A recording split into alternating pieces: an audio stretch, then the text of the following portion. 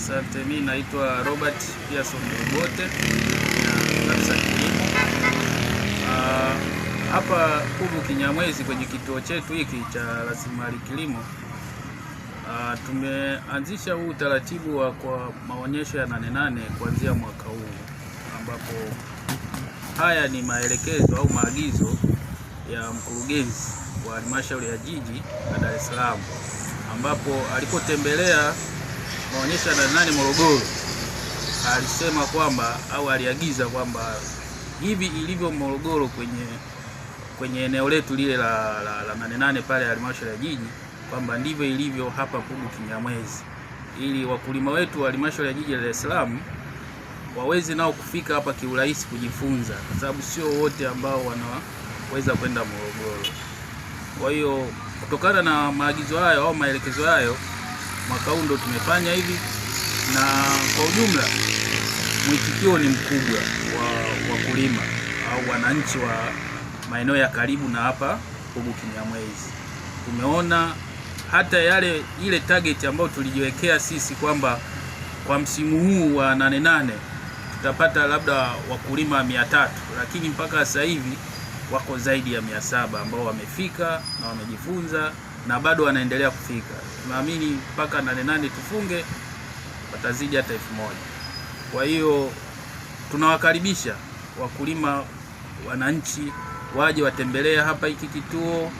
Kuna mbinu mbalimbali za kilimo cha mjini, waje wajifunze. Wasione kwamba wanapoishi huko kwamba hawana maeneo wakasema hawezi kulima, lakini kwa kilimo cha mjini hata eneo dogo kwenye korido yako nje kwenye msingi wako unaweza ukalima mboga zako na ukavuna mwenyewe mboga salama kabisa na ukapata lishe bora kwa kula mboga ulizolima wewe mwenyewe. Kwa hiyo tunawakaribisha sana, na mkakati wa mwakani ni kwamba tuna mpango wa kuboresha zaidi, kwamba hivi tulivyoanza tumeona mwitikio ni mzuri. Kwa hiyo mwakani tutaboresha zaidi ya hivi ilivyo leo. Tutaongeza eneo la mifugo na eneo la uvuvi. Kwa hiyo wote waje wajifunze. Asanteni sana. Labda neno lako la mwisho, ujumbe wako kwa watu waliokuja hapa na kushiriki na kuona, na tumeona jinsi gani ambapo watu wamevutiwa na kilimo cha kisasa.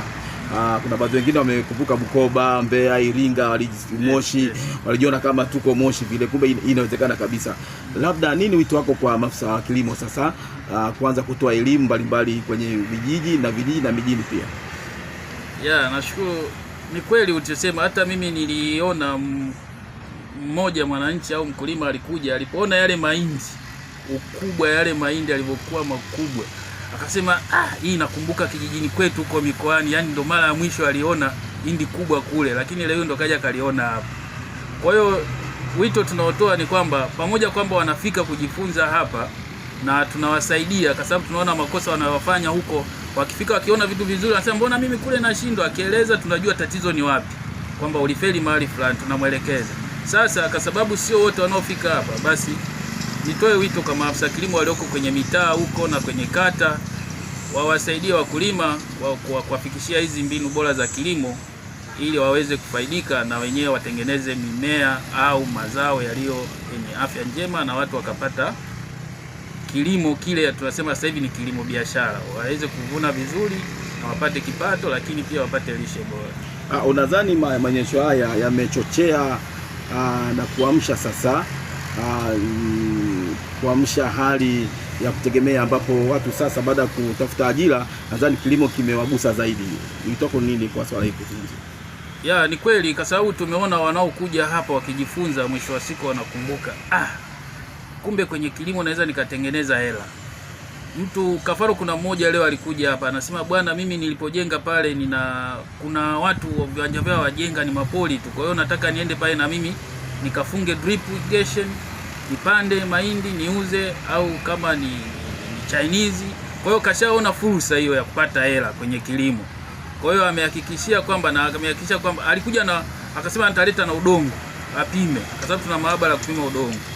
Kwa hiyo tukamweleza kwamba aje tarehe 17 amchukue afisa kilimo aende naye huko kwenye hayo maeneo. Afisa kilimo achukue udongo aje apime, ili amwambie sasa huu udongo wako unafaa kulima mazao gani. Kwa hiyo fursa wameiona waliokuja kujifunza hapa kwamba kumbe kwenye kilimo hata hapa mjini kuna fursa ya kulima.